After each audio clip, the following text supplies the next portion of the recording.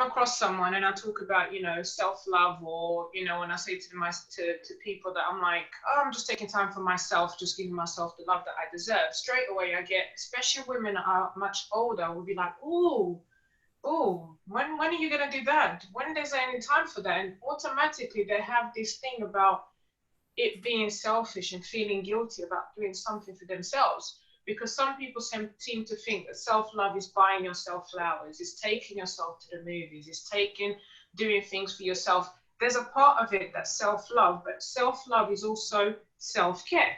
Self-love is sleeping properly. Self-love is taking care of your health. Self-love is saying positive things about yourself. Self-love is basically what you would give to someone else, you're giving to yourself. So I get people to turn that whole idea of self-love being selfish to where most people nowadays are selfless, right? Selfless means they care more about others than they do for themselves. And what I teach them is that remove the word selfish, replace it with selfless, but instead of being selfish by doing more for others, turn it into yourself. Be more selfless to you. And when I talk to them about it, it makes them realize, oh, you're right, I do things for myself. And that's not selfish. I do buy myself a dress. I do put on my makeup. I do my hair. All of that is self-care. So if that's selfish, that means you're being selfish every single day, right?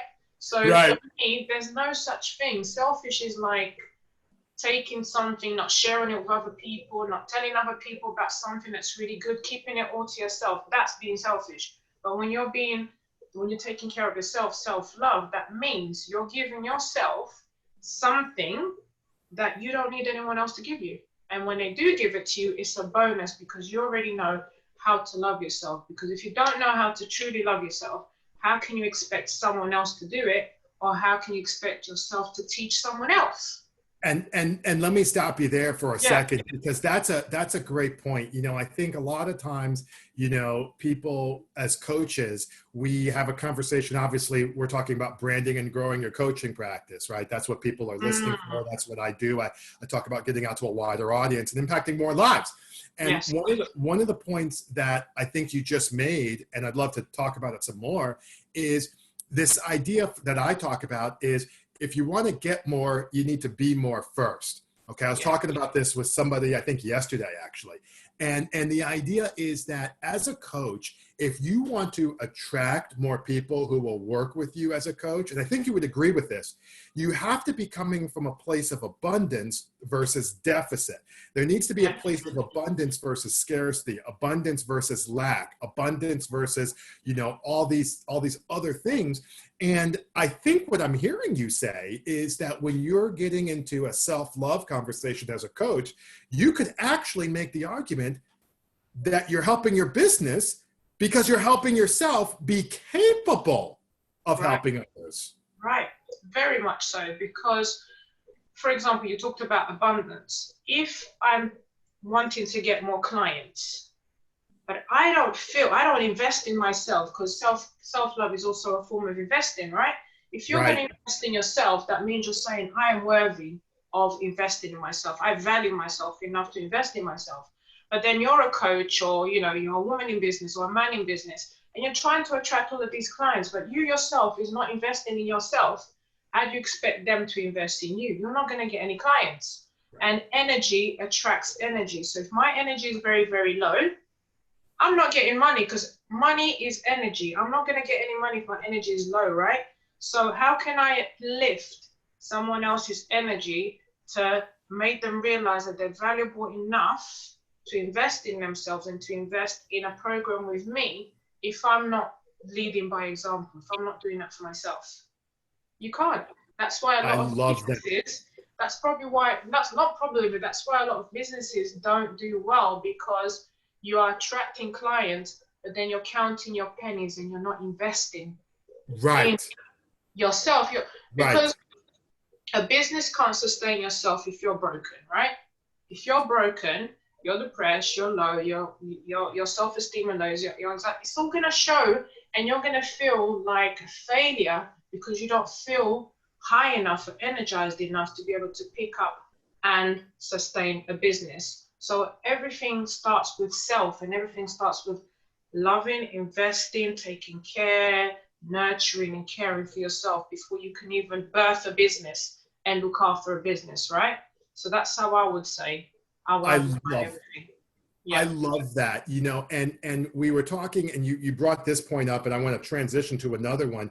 You brought up the word indulgence. I think a lot of people, they equate, and I was writing this down here, they equate self-love with indulgence, right? Mm, They equate self-love with, I'm going to go, to the Mojave Beach, or it's actually, I think it's a desert, but I'm going to mhm, go to, Myrtle Beach, mm. and I'm going to go to, this place here, or I'm going to do a 3-week Hawaii vacation, which, or something like that. And what you're saying is it doesn't have to be like that. Give us some ideas. Give us some ideas on how you would be able to talk about. My girlfriend talks about filling your cup, and this notion, Mhm. Deb, you obviously know her, filling your cup, and this idea of being able to have people, fill their cup and be able to move forward. Give us some ideas on how, with your clients and with your folks, how do you advise them to kind of start moving forward and feel like that cup can be filled without the guilt? Right. The first thing I'll say, especially if they're a mother, or even if they're in a relationship, or even if they care of their parents, because that's the trend nowadays, isn't it? They looking after someone else. Someone is always looking after someone else. Someone is always caring for someone else. And the thing that I put to them is, right, especially when they say I don't have time to do that. The thing that I say is, if you're looking after this particular person, your child, your mom, your partner, and you're doing every thing for them, if you're not looking after yourself and you break down, you can't help them. Right. For example, if you're on an aeroplane and it is turbulent, what do? Do they say, get your mask and put it onto your child? No, they say, get your mask, save yourself to be able to save others. So I say to them, in order for you, you're saying you don't have time, you can't relax, you're not sleeping, you've got all of these things to do, you can't stop because otherwise it's selfish. Really and truly, if you don't fill up your cup, and I do use that quite a lot, so the same as Debbie, I use Yeah. that a lot. If you don't fill up your cup, how can you pour it onto someone else? If your cup is empty, Right. if you're not sleeping, you're empty. If you're not eating, you're empty. It's like a car.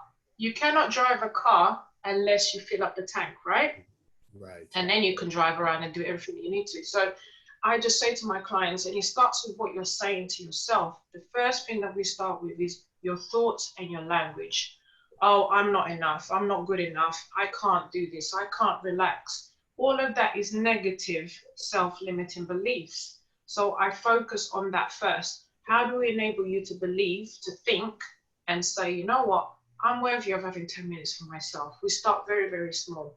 I'm worthy of spending 10 minutes just to meditate. I'm worthy of just going out there to walk in nature. Like you said, self-love doesn't have to be like, right, I'm going to book myself on a plane ticket. I'm going to go and take 2 weeks out. We'd all love to do that, do it.